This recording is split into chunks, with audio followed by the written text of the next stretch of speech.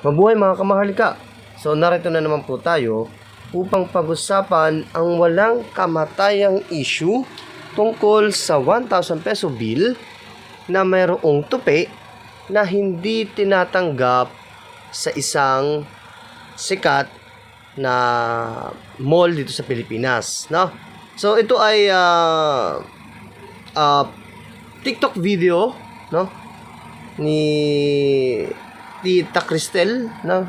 So shout out sa iyo, Tita Cristel, kung mapapanood mo pa nito, no? Bibigyan ko po ito ng reaction. So tignan po natin, panoorin po natin sabay-sabay kung anong gagawin niya. Guys, nandito ako sa mall. Try natin tong 1K bill kung tatanggapin na pambayad. Kasi di ba bawal yung may tupi. Okay, so sabi niya rito, itatry niyang ipambayad yung 1,000 peso bill na merong tupi, no?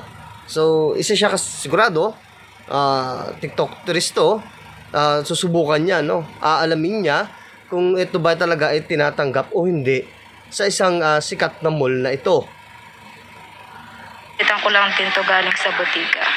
Tignan Okay, natin. so sabi niya, itong 1,000 peso bill na ito na merong tupi ay galing sa isang butika, no? So ito ay binayad daw ng isang customer at na-curious siya at siguro nagandahan siya sa bagong perang ito, no? Kaya pinalitan niya. Pero nung pagpalit niya, ito daw ay meron na talagang tupi. Okay, sige. Kung tatanggapin. Itanong mo yan Kasi tatanggapin kaya.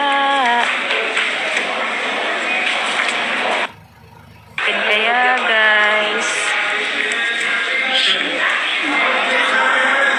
Yupi. Okay. So, bago niya ito pinambayad sa mall, no?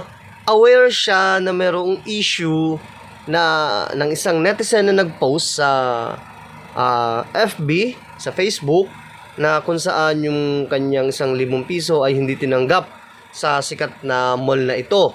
So, meron kasi siyang ganito na 1,000 peso bill, kaya itatry niya, no?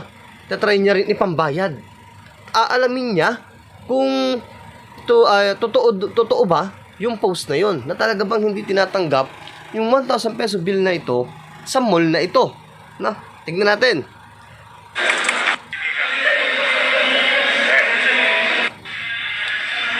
May ibang 1,000 kayo? Wala.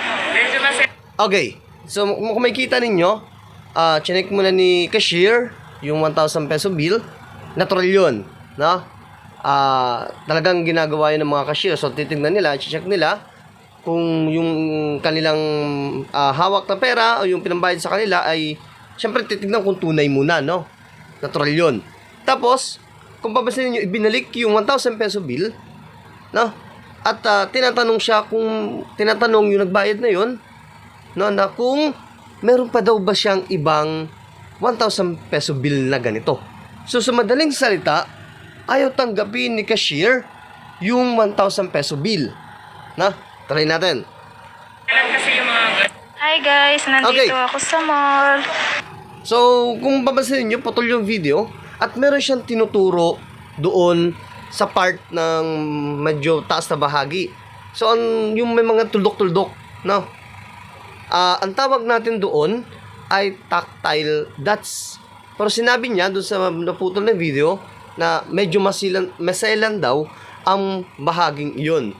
So maaaring ang tinutukoy ng cashier ay hindi yung mga dots na yon, no?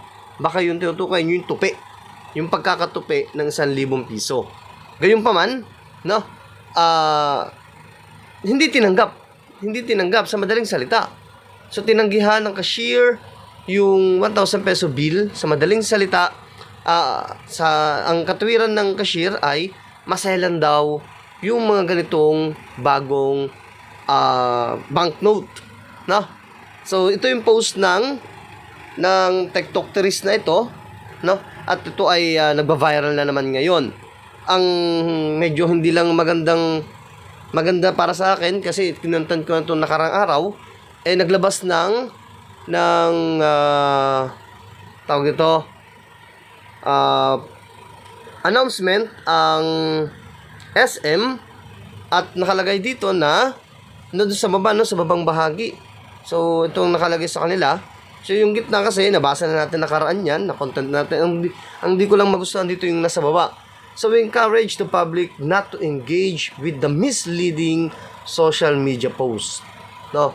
So sinasabi nila na yun daw ay misleading social media post. So ito ay, so kung makita natin, no, dito sa video na pinakita nung TikTokeries ay hindi siya misleading. Nangyari talaga, naganap. At yun ang ginawa ng isa sa mga empleyado ng sikat na mall na ito. No? So yun, naglabas na rin naman ng statement ang BSP kahapon, na kung saan sinasabi doon sa statement ng BSP, ang 1,000 peso bill, kahit na daw ito ay may tupi, ito pa rin daw ay maaaring ipambili o gamitin na pambayad sa lahat ng uri ng tindahan, o lahat pwedeng paikutin sa merkado. So maliban na lang sa ibang mga bagay, pero kung tupi lang ay patuloy pa rin daw po itong tinatanggap, no? So yun lang, hindi natin ito pakahabayan. Muli, itong inyong kamaharlika, nag-iwan ng isang kataga. Ang barya ay kayamanan ng ating bansa. Ikaw, kayamanan ka ba niya? Maraming salamat po.